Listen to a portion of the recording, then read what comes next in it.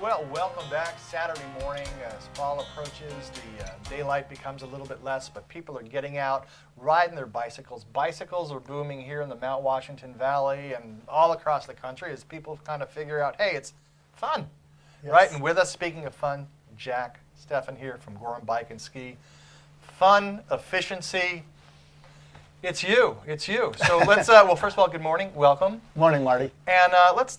Safety is never old. And let's talk about people put on their bike helmets. Right. And there are some changes in helmet technology. So what's that all about? And how are these new helmets sort of different from the bike helmets we're all been wearing for a few years? Well, for years and years, it's always been the same thing, where you had a hard shell that stops any abrasions, and then you have that foam core, kind of a crush zone, and if you fall and deform that, oftentimes they're saying, well, it's time for a new helmet. Mm-hmm. That foam is really hard.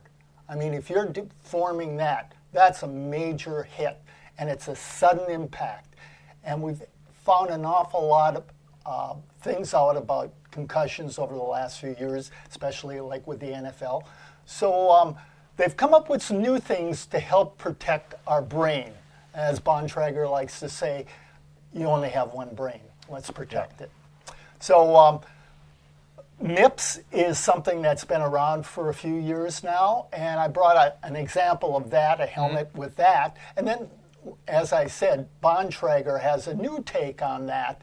And basically, it's called Wave Cell. Mm-hmm. Basically, both of these are like a third level of protection in the helmet. So they've got the hard shell, they've got the foam, and then with the Wave Cell, they've got an interior that almost looks like a series of waves. Mm-hmm. And really, what's... it looks like a mesh, kind of. Yeah, and the idea is any way you fall, if you hit your head, it kind of compresses and then bounces back.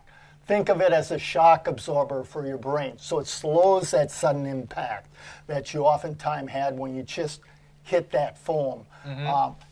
And that's Bontrager's number one feature to help protect you. Like I said, third level of protection. There's also MIPS that have been around for some time. And the MIPS is really interesting. It essentially does the same thing. It looks like a cargo net kind of thing. Yeah, you almost have a shell within the shell. Mm-hmm. And that's loosely with some pins attached to the inside of the helmet. And the idea there is if you fall, that slides or rotates ever so slightly, again, slowing that sudden impact to your head, so the brain doesn't go sloshing up against the inside of your skull and creating a concussion. So this is an interesting helmet because this particular one from Smith has 4 levels of protection. It also has in the side something they call choroid, and again, it's another little crush zone. Not too different, a little stiffer than the Wave Cell. A couple of years ago, they had a couple of helmets where they put that all across the top. Right. People found that although it vented really well, you didn't get the flow-through ventilation, so it was a little hot during the summer. So now Smith has taken to just putting it on the side, so you still have that comfortable flow-through, ventilation, but you still have that protection on the side. So that really has 4: the top, the foam, the MIPS, and the side choroid. And what do these sort of retail for? They'll go MIPS can start somewhere around $60 and go all the way to $160. There are some that are a little bit more, or a little less. Interestingly enough, our Gorham Bike and Ski shop is relatively new in the Valley. One of the things that kind of warmed my heart and I was happy to see is when we walked in and we were showing the products that we were going to carry, all of our helmets have either MIPS or the Wave Cell. So you can get a less expensive helmet, maybe $40 range, $35 range, but it's not going to have that MIPS. And I think it's, we really value the health of our of our clients or our customers. And having the MIPS is really important to us. And generally speaking, how often should you get a new helmet? Well, they talk about every 5 years or so. You know, I've gone beyond 5 years myself, I will admit to. They claim when you crash, you should probably think about replacing it. Yes. You know, I think it's really important to really inspect your helmet. You know, if you see any cracking or anything like that, you know, it's time. And they get a little funky after a while. Yeah, that's true too. You know, it's easy enough to wash them and put them out in the sun to dry, but I would say on an average, every 5 years, you should consider getting a new one. Okay, so now people are getting out. The days are getting a little bit shorter. People still want to put in their miles before and after work. We're about to have foliage, and people are going to be, oh, look at the pretty leaves. Oh, was that a bump? So I see you brought some lights. What do you have, and why do we need them? Well, I'm a roadie myself. Yep. It's probably not quite as important for mountain biking, considering you're off the road. But for any of us that are riding on the road, it's really important to be seen. You know, we've talked in the past about bright clothing, bright helmets. You know, something that, you know, someone that's driving is going to notice you as a bicyclist. Other thing that could be important is bright socks. You know, having definitive blocks of color on your jersey, that helps an awful lot. Bontrager has had an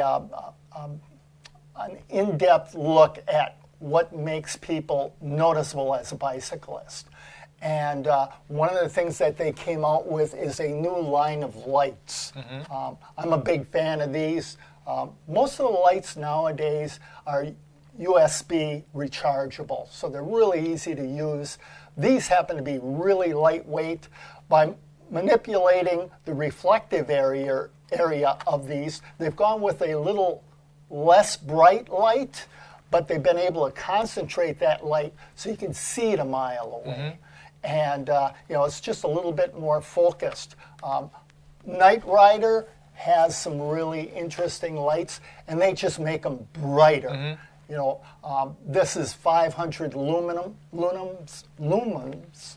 in the headlight. Easy for me to say. Yeah, so one of those words better written. Yeah, in the headlight. So I think between the Bontrager and the Night Rider, we've got a really great selection.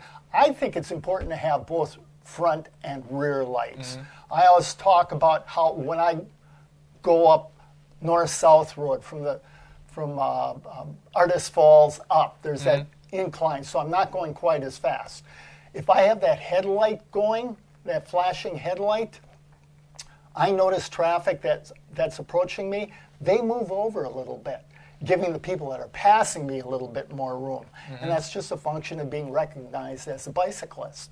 So I think that front flashing daylight light is important, and of course the rear light, that goes without saying, that's important. One of the things that Bontrager figured out in their studies is not only is it important to have like a flashing light rather than a solid light, but they also put in like a strobe in between. So it really breaks things up. It's not monotonous. It's flash, flash, strobe, flash, flash, strobe, and that happens to be super important. And most of these lights come with a number of different features that you can, you know, identify. Do I want a solid one at night, or during the daylight? Do I want that strobe effect? Well, Jack Steffen, Gorham Bike Ski, thank you very much for stopping by. And just to remind people where the shop is located, please. Well, we're basically right next to the cigar place, and right across the street from the old 99. There you go. All right, well, Jack, thank you very much. So, safety, lights, helmet, hit the road, hit the trails. We'll be back.